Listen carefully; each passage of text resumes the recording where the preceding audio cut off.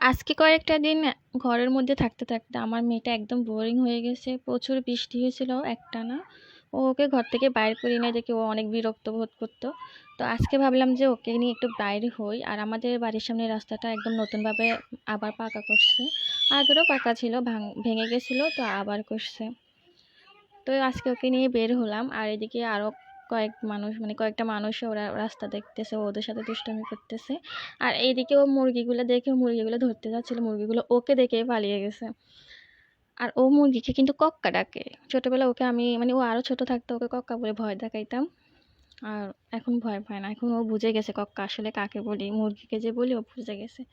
আর এদিকে ও একটা মাটি না কি দেখছে ওইটা নিতেছে, ও এটা খাবে, ওর ওর একটা অভ্যাস, ও মাটি খায়। যদি আমি দিই না, যখনই একটু সুযোগ পাই ও খায়। ছোট বাচ্চা তো, ওরা এক একজনের এক এক অভ্যাস থাকে। ওর এই অভ্যাসটা। আর আমি শুনছি ছোটবেলা আমারও নাকি এই অভ্যাস ছিল, আমার আম্মু